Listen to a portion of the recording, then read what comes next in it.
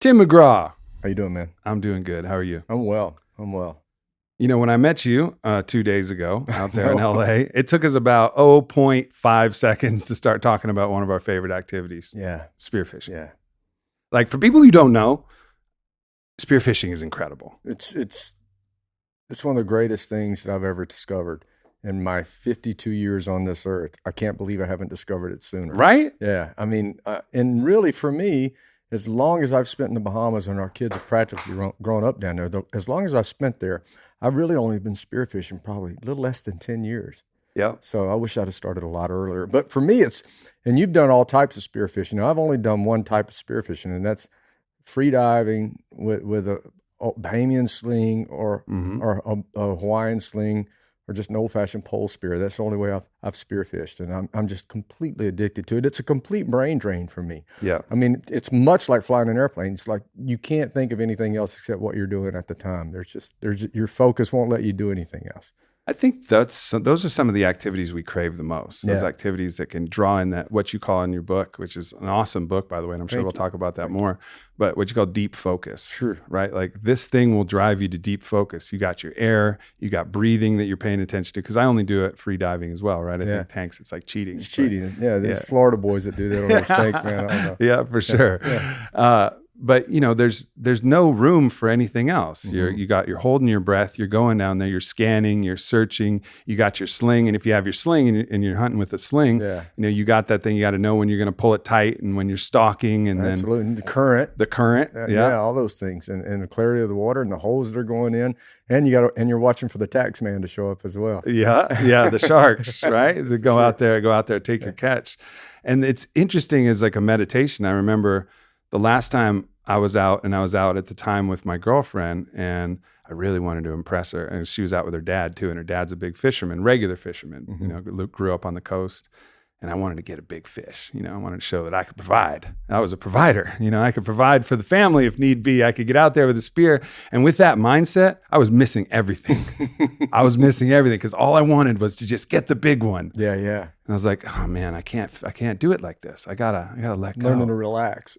Learn to relax. Like, don't hold that future so tightly that I strangle the possibilities of what I'm actually going to get. Absolutely. And so it was like a really important lesson for me that day. And I went back down. I was like, you know what?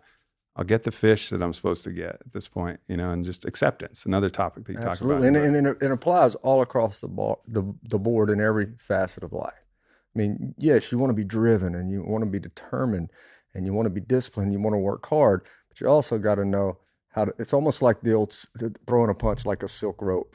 You know, you want to throw the punch and snap it. You don't want exactly. You don't want to just be too solid and rigid with it, because you're not going to get all the energy that you need out of it. Yeah, it's these thoughts in the mind, or these emotions, like that ego-driven emotion and thought I had in my mind, that actually prevented me from executing how I should. And as soon as I released that and went down there and cleared my mind, that principle of no mind, the same thing that you hear all the old samurai texts talk about and all the great martial artists talk about, no mind. It was even in the movie Last Samurai with Tom Cruise, right? Like, absolutely. No mind. No mind. You go in there with no mind, and I started spearing fish. Yeah, absolutely. I started spearing some great fish. Just let your body work, man. Let it work. Trust your body, trust the whole organism.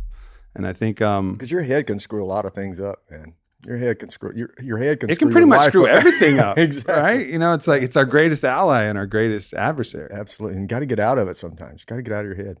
What were the early ways that you found that you were able to really get out of your head? When I was young, growing up, sports was my outlet in a lot of ways. I was an athlete, and I grew up in very dysfunctional circumstances, and there was a lot of yelling and fighting that went on at my house, and ways to escape early on. I remember when I was really young, I used to shake a lot, and when I discovered sports and realized that I was pretty good at it, that was my outlet. That was where I focused my energy. That and school, I was a pretty good student, so I focused my energy on those two things, and I think that sort of kept me sane in a lot of ways through some very turbulent times in my life, and certainly music was the third sort of leg to that. I mean, music was something that I found refuge in as well. Yeah, those are all areas. Again, it's the same thing as spearfishing, right? Yeah. Like, what can you think about when you start thinking when you're playing music? I'm not a great musician by any means, but if I know enough, I play the flute, I play a few instruments. And if I'm playing the flute and I'm thinking about what the audience is thinking and I'm thinking about what notes I'm going to play next, I suck. No, that's when it's terrible. It's like if I'm on stage, for me, it's all getting into this flow that you get into with the audience. If you guys sort of you go in and you can feel it when it really starts happening. You sort of have this unwritten contract that we're all going to jump in this river together. And I'm not the guy that's up there dancing around like a chicken 24 hours a day, except for when I'm on the stage. And you're not the person that's out there letting your hair down with your hands in the air, having a beer and having a good time and singing along to the music. You're not that guy every day. Mm-hmm. So what we're doing is we're entering this contract that we're going to enjoy this moment. We're going to sort of let everything else go. And the times when I think about, gosh, what's the next lyric to this song? Sure enough, that's when I forget the song. When I'm thinking about just having fun, when I'm not thinking really at all, when I'm just enjoying the music, enjoying the reaction to the crowd, soaking up and enjoying the energy, really enjoying the energy, that's when it's flawless. Those are the nights that you live for. That's why you do it, is to have those nights. They don't always happen. Sure. Either, they're not willing to fall into the flow and you're not willing to fall into the flow, or sometimes you miss each other's, but when the nights that it does happen, and knock on wood, it happens quite a bit, but those are the magical nights. Those are the nights that you leave elevated, and you hope that they leave elevated as well. And I bet you have some of those memories from those days playing sports where that happened. Well, oddly enough, the memories the thing you remember the most playing sports are the times that you screwed up. Oh, for sure. Yeah, you don't remember. Oh, for sure. Like, you remember those. I mean, you might catch 3 touchdown passes, and you might run back a punt or something like that. But the thing that you remember is that one pass you dropped when you needed 3 yards for a first down and you did a crossing pattern and he hit you perfectly and you dropped it. And that's the only thing you remember from that game. Yeah. It is a funny habit of the mind to focus on those negative aspects. Yeah. But I think with more time though, you start to, at least for me, I used to think about, we had a rival school. Our rival school was Austin High. We had a rival school named Bowie too, but we would always run house on those Bowie Bulldogs. There's a Bowie Bulldog sitting here right here in the crowd here. What about Midland? Midland? Yeah, well, that was football. Basketball. We didn't play at Midland too much, but I thought about those losses to Austin High for like 10 more years. Because we split games with them.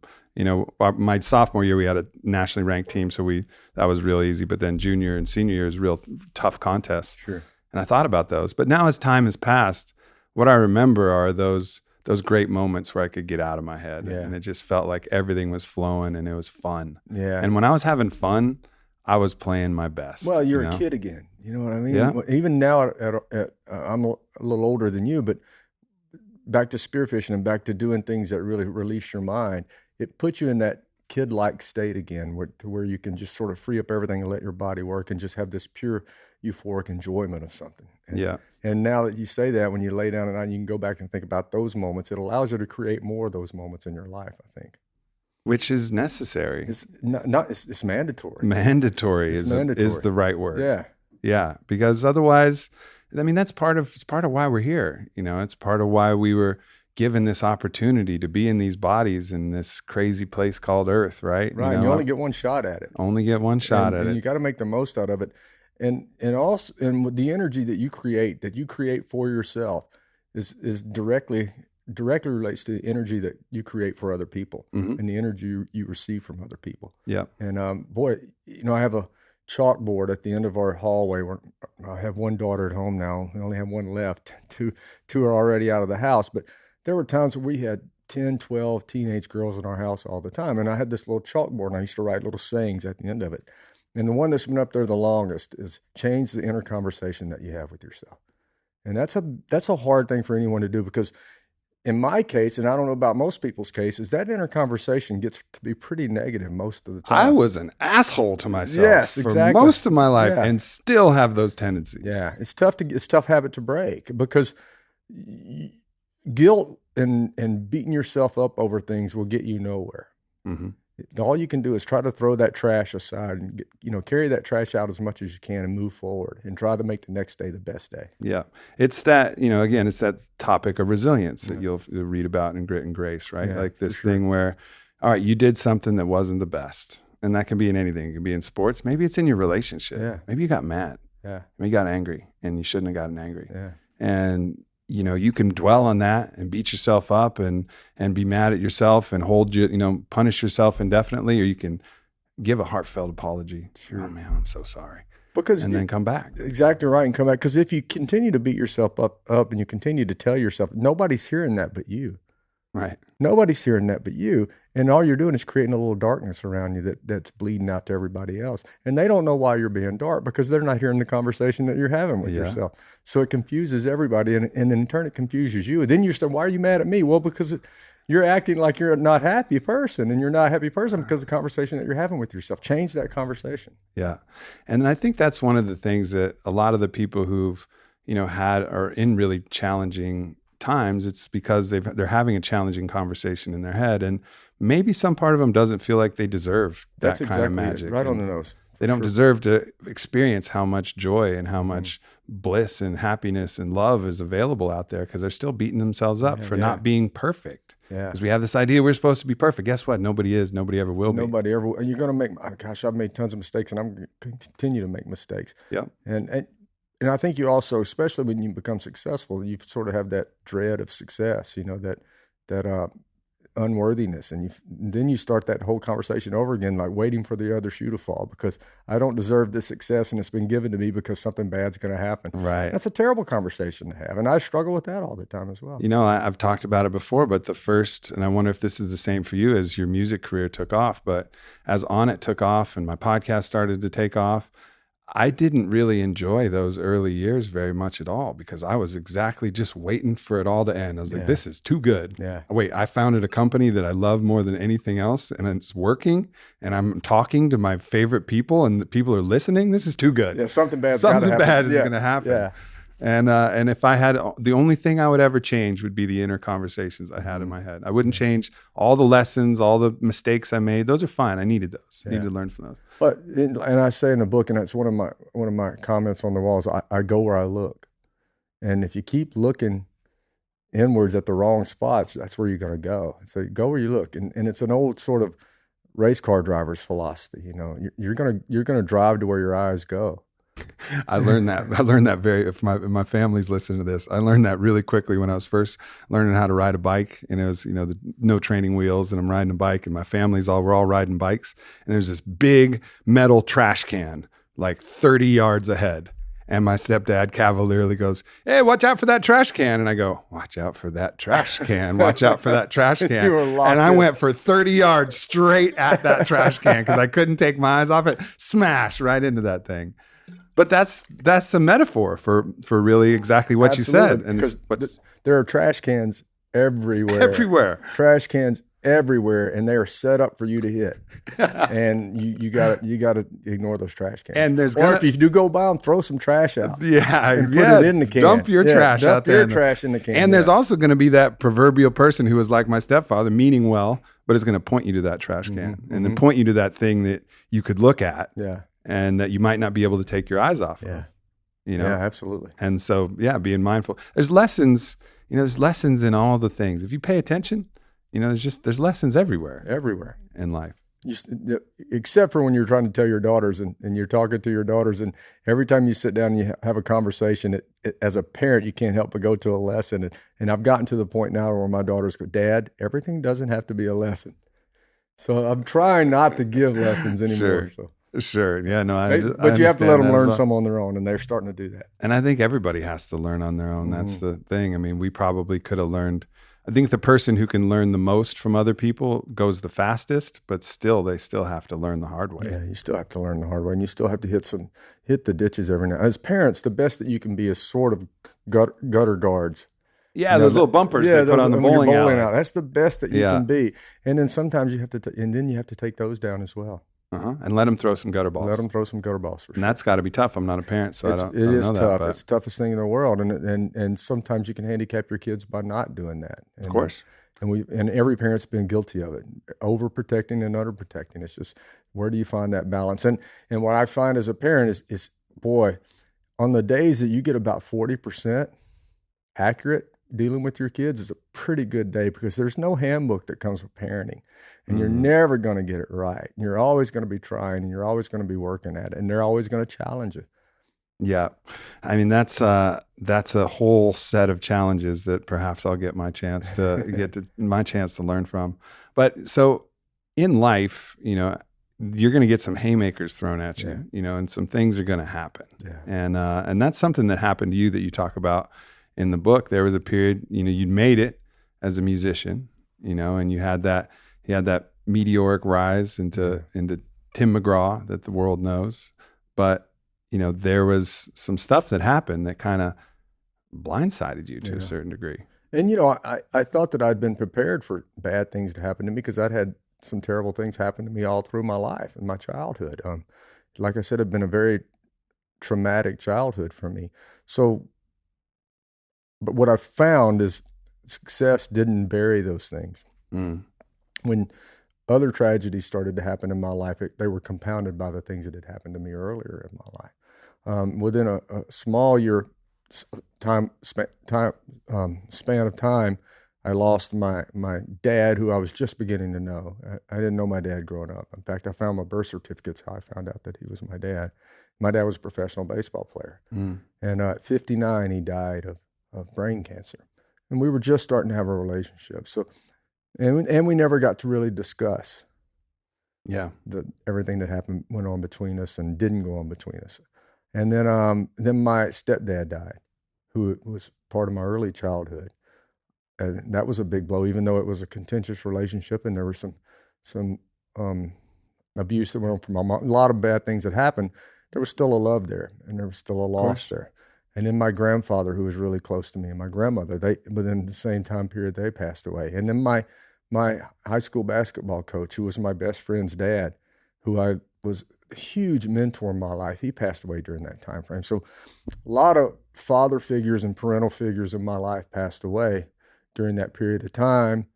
And I was going through a big battle with my record label during that time, which, sounds like not a big deal, but everybody's life's relative. It sounds like not a big deal to anybody who's not been in a legal battle. Right, exactly. And anybody who has been in a legal battle knows exactly what you're talking about. Yeah, it's a big deal. And it was my livelihood. It was my career. Of course. It's about the thing you love the most. Yeah. So, but on the flip side, I was paying attention to all of those things and letting all those things bog me down and I was ignoring the fact that I had the most beautiful wife in the world, 3 beautiful daughters.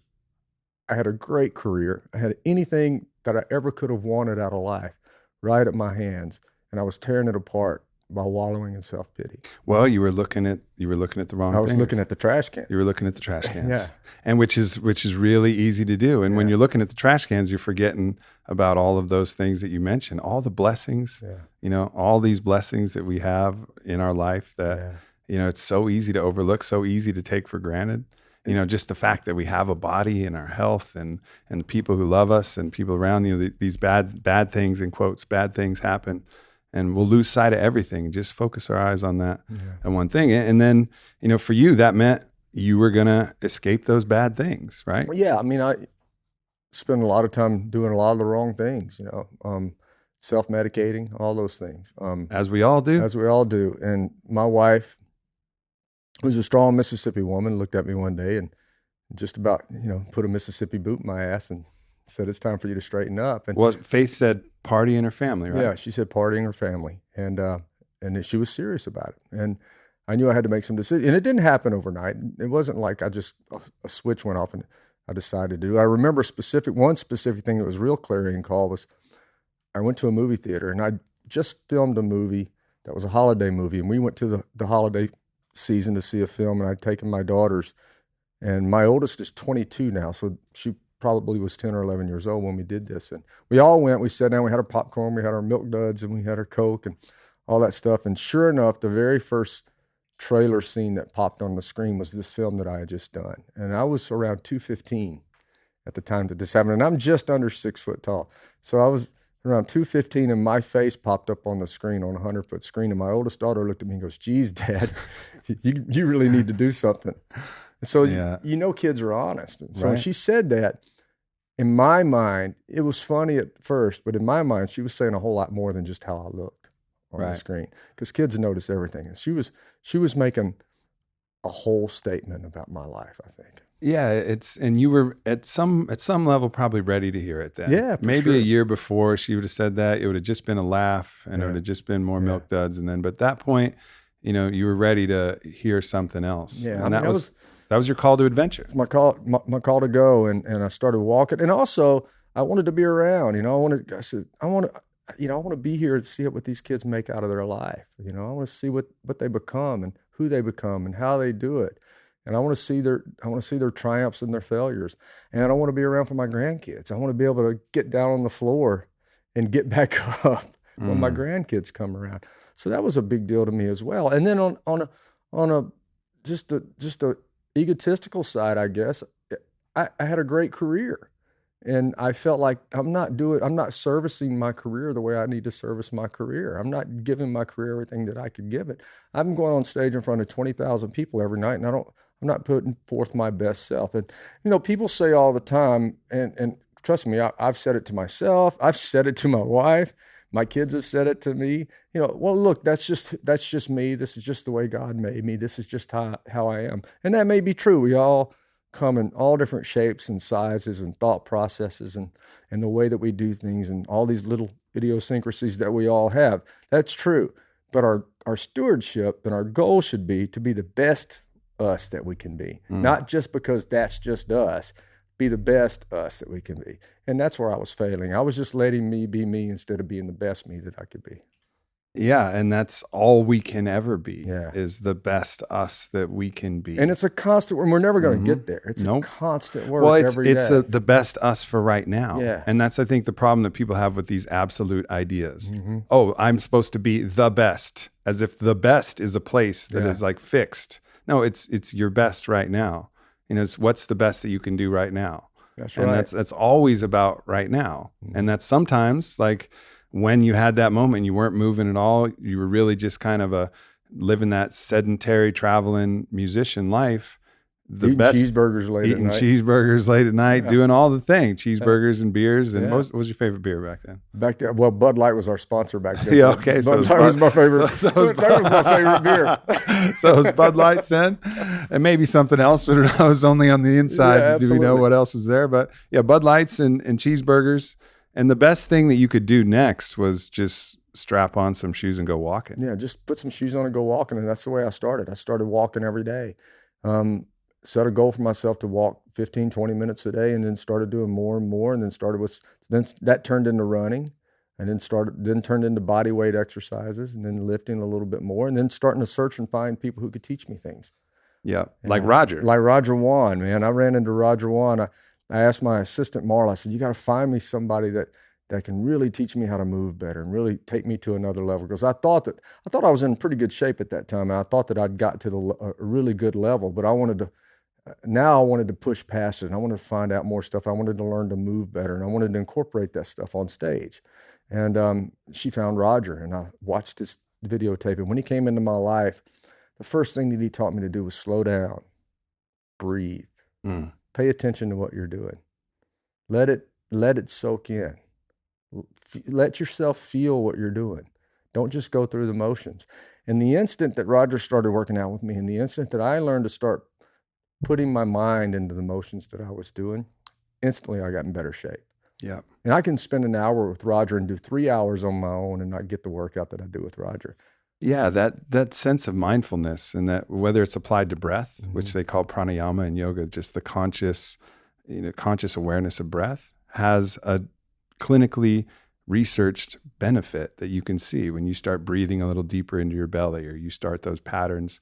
I think you talk about some breathwork patterns in your book too, where you're breathing in, holding for 2 seconds, and then breathing out slowly. Like that's like the rudder on our ship, and you can adjust the rudder very quickly. Lose sight of that very quickly. And that's one of the things I'm always reminding my guys now when they're working out with me on the road. It's like, don't forget to breathe. Don't forget to breathe. Yeah. Yeah. That's the basis. And then if you're mindful in anything, I think you can make that thing an enjoyable thing. That's the other part about it. Like it's not only about working out for the benefits. I think a lot of people think like, oh, you work out just so that you can look a certain way or work out. And that might be a part of your why, but eventually That's not going to hold up. It's not going to hold up. Yeah. And it's not quite strong enough. But when it becomes the enjoyment of the process of the thing itself, where you're actually paying attention to what you're doing, then the whole thing gets fun. Yeah. Then it changes. Then there's a change in the way you approach it, and then there's a change in the way you approach life, and there's a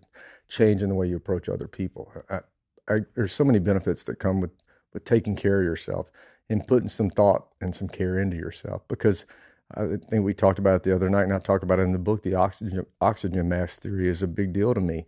When you're on an airplane and they say if the oxygen mask drops, place it over yourself before you attempt to help anybody else. And the reason for that is you'll become incapacitated and you can't help anyone. And that goes a long way in life too. If you don't put some effort and some time and some care into yourself and some grace, as Grit and Grace says, to yourself, then you're not going to be able to give it to anyone else, and you're not going to be able to accept it from anyone else. Yeah, that's the thing. It goes back to what we were saying earlier. If you don't feel you deserve it, if you don't feel like you deserve grace, if you put yourself outside of God's purview of blessing, or whatever your belief system is, whether it's universe, source, God, those words are all interchangeable to me. But though, if you're outside of God's grace and you believe you deserve to be outside of God's grace for something else that you've done, you're not going to accept that from your girl. You're not going to accept that from your guy, your kids, from anything, because you don't feel like you deserve it. And then you're going to continue with that conversation that we talked about earlier, that conversation that you have with yourself. You're going to give yourself no room for that conversation to change. Yeah.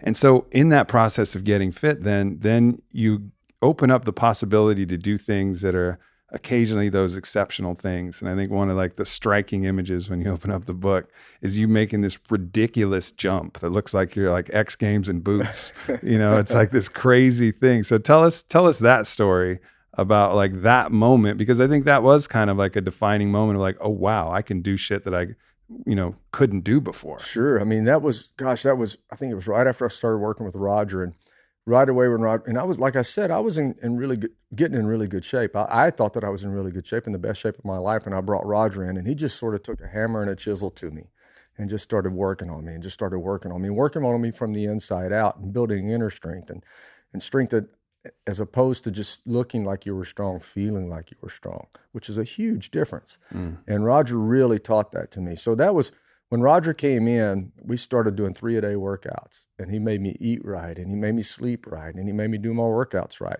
So we were probably right at the end of a 6-week run of doing 3-a-day workouts and starting our tour. And in the middle of a show, I was way over to the right, and we had this long ego ramp. Imagine that, an artist having an ego ramp. But we had this long ego ramp that ran out into the audience, and it was about a 2-foot drop down into the audience. And I was way over on the right, and I turned and looked, and all you could see was a sea of faces. But through that sea of faces, I could see the ramp over there. And my thought clicked that I can make that jump. And I just took off without thinking and leapt, I guess, over everyone in the crowd and landed about halfway down that ego ramp. And couldn't believe I'd made it. First, I didn't think I was going to do it. I did it. And then halfway through it, I said, oh, shit, I'm not going to be able to stick this landing in these Tom Ford boots. I hope they hold up. Yeah. And I stuck the landing and just continued to run down the ramp. And instantly, the euphoric feeling that I got from not only myself, but the reaction from the crowd just went through the roof. And it was one of the best shows that I think that we've ever done. But just being able to own that moment for myself, and to feel like that I could do that and let my body react to it in a way without letting my head tell me no.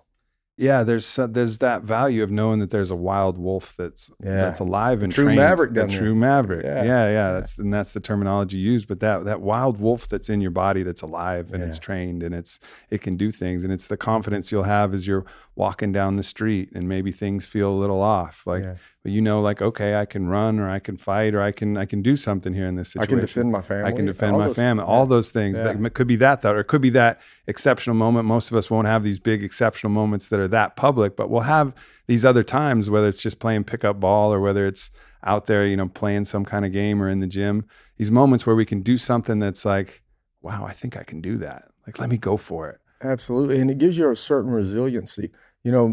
My coach that I talked about earlier always told me, said, son, practice has to be harder than the game. And in my case, the game of life, there's how many ways are there to practice? How many ways are there to build resiliency? How many ways are there to build discipline and focus and drive? And a lot of that comes with regular physical routine, consistent physical routine. I think that's one of the ways that you can challenge yourself to be prepared when life throws you a punch, a gut punch, which it's going to do. But it's the way you react to it and the way you get up from it. And I think preparing yourself with your body also prepares you mentally, because like I say, for me, my physical fitness routine is more than just a physical fitness routine. It's a mental fitness routine as well. It's all part and parcel together. They all work together. They're all part of one human organism in myself. I think even the idea that we call one physical and one mental contains within it a little baby lie. Yes, absolutely. It's a little baby lie that says that these things are separate. This one goes in this bucket and this one goes in this bucket. But you look at all the research and you look at everything else and they all cross over. How we think about things changes our body, and how we move our body changes how we think about things. Sure. Like both are absolutely interwoven. And even, when you're talking about our spiritual body or our emotional body, like all of these things are actually all kind of woven into one human being. And build spirit. Strength in one, you build strength in all. Yeah. Now, as you know the way singularly in any one way, then you can know the way broadly, know. And I think that was something that Miyamoto Musashi, the great samurai, said. Like once you find the way, you can find the way in everything. That's right. And there's very few other ways to do it than actually. How do you train for those hard things in life? Well, you can't practice for the lawsuit. I can't practice for a lawsuit, but you can practice by going in a cold plunge, or you can practice by going through a hard workout and knowing that you can take something that's difficult. Or for me, it's a lot of these plant medicine journeys that I've been on, or these, long sweat lodges that I've been in. You can practice and say like, wow, I really want to give up now. Where's the tap out button? Is there a tap out button? Oh, no tap out button. Yeah. Okay. So now what do I do? Yeah. And that's how you train yourself to be able to handle, to absorb it, to absorb something that you can't practice for, and to bounce back from it. Yeah. That's exactly right. And that's what I've learned. And in physical fitness means something different to everyone. I mean, I'm extreme and you're extreme. We're extreme people in what we do. But that doesn't mean you have to be extreme. Find something that works for you. Find something that makes you feel good. Because we're all looking for something to make us feel good. And a lot of times we take the easy and the wrong path to make us feel good.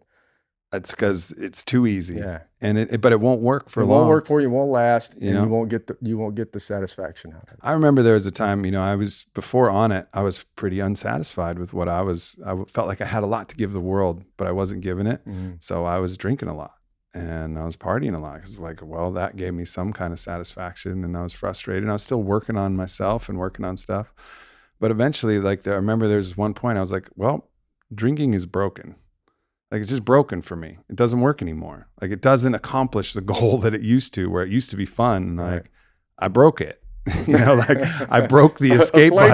I played with it too hard and I broke the escape button. So now what am I going to do? So you could try to go to another one, or you could start to make those real changes in your life. And those real changes. And look, what I've found is I hit the rails all the time. And every goal that I set for myself, I'll run off the road and hit the ditch. But what I found is I'm able to bounce back really quickly. I'm able to, you're in college and you're drinking too much and the bed's spinning, and you put your foot on the ground to try to stop the bed from spinning. Yeah. Well, I've learned now how to put my foot down quicker. Yeah. And that's really helped me in all facets of my life. When we're all going to miss the mark. I miss the mark as a father, as an artist, as a husband, as a brother, as a son, constantly I'm doing the wrong thing. But I can tell myself I can handle it, I can get back up quicker, and I can move on forward and do the next best thing. Have you forgiven yourself for all the mistakes that you made? Mostly. Yeah. Mostly. I mean, it's always a work in progress. And I think that you'll find, when you get my age, Aubrey, you start finding that sometimes those things creep back in harder than you expect them to. And they'll hit you unexpectedly and for a long period of time, and you really have to dig in and work on them. Well, it's already happening. Yeah, so I mean, I think I got a head start on that. Happen, things creeping back in. It's not a one-time thing and it's over. Yeah. Life is always going to be a progression forward, and sometimes, you got to fight with a shield at your back sometimes. Yeah, and it comes in waves. Yeah, it comes in waves. You can think you have dealt with something, some jealousy you had or some anger you had, and then all of a sudden, oh, this thing again? Oh, here's this little I thought I defeated you, monster, and it's like, nope, I'm back. No, it's time to dance. It's going to come back, and finding confidence in yourself in any way that you can find confidence in yourself, in good, healthy ways that you can find confidence in yourself, helps you when those times come around, and having a great community of people around you. Yeah, that community is so crucial, right? Big life changes are hard to do alone, and big life battles are hard, if not impossible, to do alone. And that community it's important that you know that there's going to be people around you that maybe were around you at a certain time, or they were your drinking buddies, or they were these people. And as you start to make the change, they may not be actually helping you. Yeah. They may actually be holding you back. Sure. What's the advice that you give to somebody who's experiencing that? Let's say they have their regular routine and their friends that they complain about worked with, and they drink their beers and they do their thing, and they were like, I want to change. I want something different. Well, for me, I had to have a reset button. Like I said before, I'm not a completely total, I don't do anything ever. Of course. But I learned moderation, and I learned I took a long period of time to set the reset button. But I had to get people out of my life who weren't helping me, and people who were not following the path that I was following. And it's hard to do because there's a lot of love for some of those people. Mm-hmm. But you got to make choices. You got to look around and go, if this person's a part of my life, then that person can't be a part of my life. Yeah. If this person's a part of my life, then that person can't be a part of my life. So what people am I going to choose in my life? Am I going to choose my family and the positive people around me, or am I going to choose the negative? Some of those people, you can't cut out of your life because you have family and and all those kinds of things. But you can set boundaries pretty quickly when you want to. And if they don't acknowledge those boundaries, then you're going to have to cut those people out of your life as well. I think one of the things you talk about in the song "Humble and Kind" is telling the truth. And telling the truth it seems like a trite, easy thing to do, but it's really not. When you actually really pay attention to that, because that means sometimes telling the uncomfortable, hard truth. And well, you know who we lie to more than anyone? Ourselves. Yeah. Yeah. So the intricacies of that telling the truth is, people think that means you're going to be mean. Well, telling the truth isn't being judgmental. It's not like saying like, I think you don't look good. Well, that's a judgment. That's not the truth. But telling the truth is always something that comes from the heart. If it's not from the heart, it's not truth. And even the boundaries that you set, it's about a love for yourself and a love for that other person. Right. Saying like, I can't let you overstep this boundary because I'll just resent you, and it won't be a positive relationship. Yeah. Where do you find that, that's some of where do you find it's hardest, with people to speak the truth? Is it still just hardest with yourself? Because I think we get good practice at telling. We can hide things from ourselves. We're sneaky. We can be like, we can rationalize and justify, but it's hard to get to that. It's almost like one of those things. Maybe it is like the journey that we're all on. Truth is just the goal, and we're just trying to get as close to it as possible. Try to get as close to it as possible. Oddly enough, it's hard to be as truthful as you want to be with your children. Mm-hmm. In some cases, because you want to spare their feelings in a lot of ways. Because you love them so much. You love them so much, and you want to sugarcoat things. And we're all guilty of it with our kids. And as they get older, you want to keep an eye on them, or you want to, all those things. So I think for me, as my children are getting older, trying to find more and more ways to be more blunt and honest with them about things in life is always a journey for me. And it's a journey that is starting to open up for me in a different way. I mean, not that you ever lie to your kids intentionally or lie bad things. Well, after Santa Claus and the Tooth Fairy, a few of those little things. There's a few things, but there's also a few things about life that you try to shield them from. For instance, if your spouse and you are going through a particularly difficult time, you don't share that with your kids. Maybe you should. I don't know. So. Yeah, it's interesting. Yeah. It's interesting to kind of look at that, but look at the blessing that it was when your daughter made that comment to you. What if she'd wanted to spare your feelings then? That might not have been the catalytic thing that actually changed. Absolutely. She didn't say it because she didn't love you. You know, it wasn't like she didn't say, I love you, Dad, you know, as you put her to bed that night, I'm sure. She sure did. And, but then, so it wasn't a lack of love, but it was truth. And that truth actually gave you the opportunity to adjust. Yeah. And man, that's a blessing. And having people around you that can tell the truth, I mean, that's got to be really important, especially for somebody like you. So important. And because you can't operate and you can't be successful without a foundation of truth in what you're doing for a living, for sure. And it applies to life as well. Yeah. I think with people who have what I call like a field of distortion around them, you know, because you've been incredibly successful. So there's a lot of people who you can help and benefit from being around you, people who you employ, people. Same with me. You know, I have a lot of people who are around me, and you have to be mindful that, you know, it's not that you can't trust the people around you. You can get this really negative idea, but you have to be mindful that you have to encourage people to always tell the truth and go overboard, even when you don't like it. Like when I'm in a team meeting or an executive team meeting and someone has a contrary opinion or really challenges me or even says something like, hey, you're not showing up the way you're supposed to be.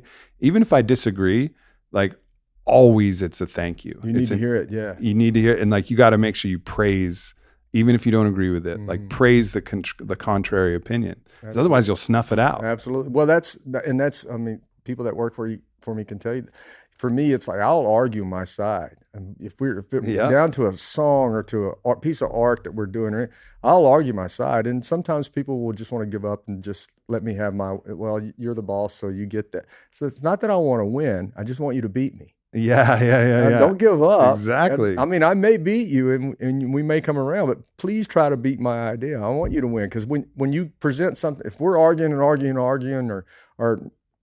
arguing, I use as a euphemism, but when we're arguing about something or just trying to find our way through a project somehow, and someone says, well, what about this? And that's what we've been looking for right there. Had we given up earlier, or had you just laid down and let me have my way, we wouldn't have got to this point. Yeah, that line, well, you're the boss. Like I won't let that rest. I'll be like, no, keep going. Like keep going with your points. Like, let's look at this. Let's look at, you always have to be willing to be wrong. Right. Gosh, always don't we have need to be that in willing. the world today? Yeah, that would be nice, right? That would be nice if we could see examples of that everywhere we looked. Absolutely. And I think us, you know, everybody talking about it and everybody living that way, that's what creates those examples, and that's what causes people to want to see that example everywhere that they can. Yeah. You know, it starts here at home. You know, like let's not worry about what everybody on TV is doing. What about what we're doing? Yeah. If you that's what we try to do at home, and we've talked about that over the last 4 or 5 years extensively with my family, is don't worry about it, and you pay attention and be civic minded about it, about the world, but take care of your world, which in turn will take care of the world next to you, which in turn will take care of the world next to you. Start with taking care of yourself. Let's take care of ourselves individually in our family unit, and then therefore we'll create concentric circles out into the world. Ripples, like ripples in a pond. Like ripples in a pond. If you start trying to gather those ripples and pond bring first. them all in, then no you're way. screwed. You got no chance. You got to start with a strong center. Absolutely. And like really know who you are as that strong center, and then let yourself be the emanation. And constantly work on it, because it'll get away from you if you don't constantly be a steward over it. Even in a day-to-day, week-to-week Yeah. basis, something can hit you, and I can watch my shoulders slump, and I can watch myself get all pouty. Here I am being pouty. Oh, I can do that quickly. I can do that quickly too. I can go do that quickly. And people don't realize, people think, oh, this is Aubrey Marcus and Tim McGraw. They're always just kicking ass and taking names. And this is what their whole life is, just kicking ass, taking names. Nope, not at all. Not at all. But you know, you try to find ways out of that. And you try to find people who put people around you who will pull you out of that as well. Yeah, it's that community again. Absolutely. That's why having, you know, your strong partner in faith, that's such an ally. Yeah. You know, such an ally to have someone say like, all right, like this is enough's enough here. Oh, I would get that plenty of times. Yeah, I'll get that plenty of times. Yeah. And I think that's another beautiful part of that honest, true partnership. Yeah, that and certainly your partnership, your mate, and your friends. You want to surround yourself with people. I want to surround myself with people that I want to live up to, that have certain attributes that I want to live. I want to learn something, and I don't want to let them down. I mean, I want to learn something from them, and I want them to feel like they're not embarrassed to hang with me. Yeah. You know what I mean? So I don't want to surround myself with friends that drag me down or don't make me put any effort into my life or make me just want to sit on the couch and eat Cheetos and play video games all day. I want to surround myself with people who are going to push me to excel at whatever I do and teach me new things. I mean, I run into those people all the time, and I try to, almost like a leech, to just lock onto them and learn life lessons from them and learn, just practical lessons from them and even learn knowledge from them, just in general, stuff that I'm interested in. John Meacham became a great friend of mine because I was so curious about his brain, and I wanted to learn more from him. We ended up writing a book together. It's because it was a learning process. I mean, I had my own history professor running around with me for a while we were writing a book. So that's the kind of people I like to surround myself with, the people that can teach me things. And anybody who's put in the dedication and time and work to be great at anything, they've got a lot to offer. They got a lot to offer. Yeah. I will sit down cross-legged and just say, let's talk. Right, absolutely. Because anybody who's a professional at anything, or even really good at something, they've got a lot they can teach you, no matter what your expertise is. Yeah, one of the great, spiritual mentors that I have, he was talking about, actually, no, it wasn't. It's actually Ram Dass, who's a great spiritual teacher. And he talks about this one woman who was sitting in the front row and was just really tuned into some really elevated teachings that he was talking about God and the universe and the soul and all these things. And he came up to her and he's like, how are you following all this? Where did you hear all this before? And she goes, oh, well, I crochet. And like, that was her path. And he was like, oh, wow. Well, you learned that, just from sitting in the stillness and the patience of knitting, strands of yarn together, right? Like, she had found her own path to a greater spiritual understanding, not through these, adventures to India or all the things, but she'd found it in crocheting. Absolutely. And dedicating a life to that pursuit. I get it for sure. Yeah. Yeah. Yeah, it's not about deciding, and we all have the choice. What is our path? What do we want to do? Yeah, find something that you love and something that gives you some discipline. And her discipline was crocheting, but that's a discipline and a practice that allows you to sort of discipline your mind to open up to other areas and to learn more things. And it's really, I think we've talked about it last night. People think that discipline puts you in a cage, and I found just the opposite, that the more discipline you have about things, the more your cage is open and the more freedom that you have and the more things that you can discover. No doubt. And certainly become good at. And that's where it gets fun. Yeah. And then you can, if your body's in tune enough, then you can go spearfishing. Yeah. Then you can do all these amazing things that are even more exciting, and explore and hike and go skiing and do all of these, have all these adventures that if you weren't already taking care of yourself, you wouldn't be able to have. Put some care in yourself. No doubt.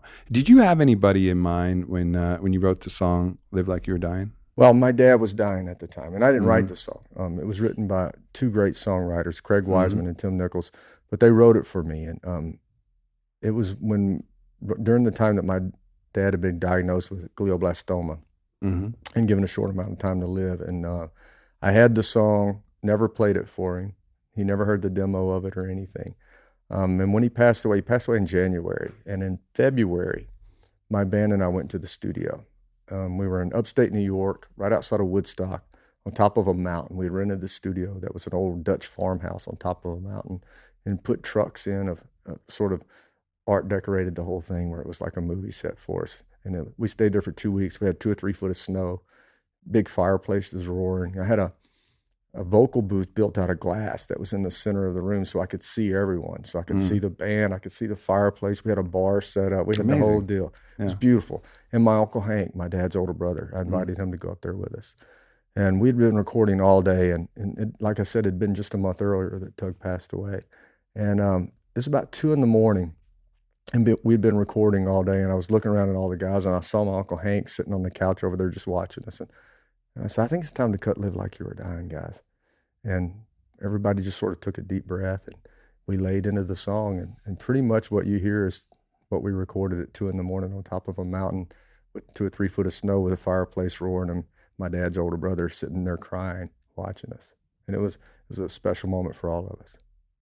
Yeah, using death as an ally, to know that our time here is short. Yeah. And to use that as an ally. It's an old Stoic saying, Memento Mori, remember you'll die. Yeah. And you remember that, and the samurai remember that is like one of the first things the samurai was taught is like, know that you're going to die, but how you live and how you die is up to you. Like that's your choice. Right. And how you'll be remembered. And yeah, exactly. And that's, that song I think is like a perfect encapsulation of like, all right, Memento Mori, remember. I think there's a coin right here that says the same thing that my buddy Ryan Holiday gave me, but it's a coin that you can carry around because it's so easy to forget. Sure it is. And it's so easy to throw away a day or throw away a week or throw away a year. And we do it all the time. Yeah. It's our true wealth is all the accumulation of seconds we have. And we'll just kind of throw them away. It is. And everything that we do is buying time. Why do you work? To buy time. I mean, that's really all it is time. Time is all we have. Mm. And when we understand that, then we can recalibrate our understanding of wealth, because sometimes everybody is spending so much time working for some retirement or some other time. But if you're not enjoying that time that you're spending, for some other time, then there's never going to be that time. There's never going to be that time, and you might not make it to that time either. Exactly, right? You're saving all this money and working your butt off for retirement, and the next thing you know, you retire for a year and you're gone. Yeah. You got to enjoy life. Yeah. There's a great saying from the Lakota, and it's, hokahe, and that translated is like, let's go, today is a good day to die, is one way that's translated, is today is a good day to die. And what that meant to them was that, all right, if today is my day, they were a warrior culture. Mm-hmm. And if today is my day, it's a good day. Because I've said all my I love yous to everybody. I've done all the things that I can. I really tasted the food. I was there when I was kissing and having sex. I was there when I was doing on the hunt. I was there in the drum circle. I was there. I lived. And if today is my day, I can go. And that's been for me the thing that's kind of kept me, that's been the bumpers for me. Can I wake up today and go, hokahe, if today was the day, would it be a good day? Because you don't know. You don't know. For you, what's if you had to say, is there anything holding you back? You've had an amazing career, raised an amazing family, and left an amazing mark on the world already. A book just adding another even element to that, Grit and Grace, another element of what you're offering the world in your own personal journey. Is there anything that you feel that, would prevent you from that moment of that hokahe moment of like, okay, if today was my day, I'd go meet God today and I'd meet him with a smile. I mean, I wouldn't want to leave my kids. Yeah. I mean, I think that, I feel like that I could leave this world knowing that I've done a good job. But boy, not seeing my kids would be tough. Yeah, it'd be hard to say goodbye. It'd be hard to say goodbye to my kids. But, hopefully I've given them something that would last the rest of their life and they can pass on to their kids. And I think the lesson there is that the time with your kids is precious. It's so precious, and it goes by so quickly. Yeah, and you can take that for granted. I know a lot of parents, and it's like, oh, I've got the kids, blah, blah, blah. But like, if you really look at the love that's there and how precious and how short time is, those kids will never be that age again. No. The terrible twos, well, they're going to be gone. Like you might as well try to enjoy some of that in there, and then whatever. You have to enjoy it. You right? have to, because you will miss it. We miss it already. We miss it already. We have one left at home, and it's not the same house. It's not the same house. Yeah. And then that's just allowing life to be life. We can't cling too tightly to anything either. You can't keep the kids in the house longer than they're supposed to be. We try to lock the doors when they do come home and not let them out. But that's the thing. You can't hold on too tightly, and you hope that you give them good tools to go out into the world with. Yeah. Well, that's pretty much the best that you can do. And the best thing that we can do for that is to show them the example ourselves. Yeah. Too many people telling other people what to do that they're not doing themselves. Yeah, for sure. And I think meeting you, that's been one of the things that I've really appreciated the most is that, I read this book and I read everything about you, and then I meet you and everything is coherent. It all lines up. Everything that you're writing about, everything that you're talking about, everything you're singing about, and humble and kind. Like, I don't doubt that for a fucking second. And that's a rare thing, man. Right on, man. It's a rare thing. Right, and back at you. Yeah, I appreciate that. Yeah. Appreciate that. Well, let's go have some fun tonight and talk to some people. Let's do it. And share a stage again. And thank you for talking to me today. This has been very, very good journey. Yeah, likewise. Thanks for stopping by. I'll take you spearfishing sometime down Hell in the yeah. Bahamas. Hell yeah. I'll show you how it's done. Hell yeah. I bet you will. I do not doubt that one bit. Well, thank you so much, everybody. And everybody, Grit and Grace, published by my same publisher, actually, at Harper, but it's everywhere. And you get to hear your lovely voice on some of the audio. I was talking to Kelly about that earlier. So yeah, I do the audio on the personal part, the personal parts of the story, and then so you can get an audio book if you want. You can get it on Kindle. I got it on Kindle. I got the hard copy. So definitely check it out. And any music you're excited about? That's we got finishing up a new album now. There it is. That's what it's. There it is. It's called Telephone. Calling me up right now. That's what my manager's saying. Don't talk about the new album. No, I'm working on a new album. Almost finished with it, and we'll come out in April, I guess. Around April sometime with a new album and a new tour next year. You know, we got a tour starting in July. Amazing. I have to wait till July to start my tour because my youngest daughter's graduating high school in May, and then my middle daughter's graduating from Stanford in June. So we got a lot of graduation parties to plan. That's it, and that's prioritizing life correctly. Yeah. Some people might be like, "What? You're waiting to start your tour?" No. You're prioritizing correctly. For sure. Handle that, because that's something that'll never, you'll never get that one back. It's just a big deal to watch those girls blossom. Yeah, no doubt. Well, thank you so much, and good luck to the Tigers this weekend. Yes, go Tigers. When this releases, we'll find out if the Tigers beat Alabama or not. We'll figure it out. Thank you so much, everybody. Thank you, Tim. I appreciate it. Thanks, everybody.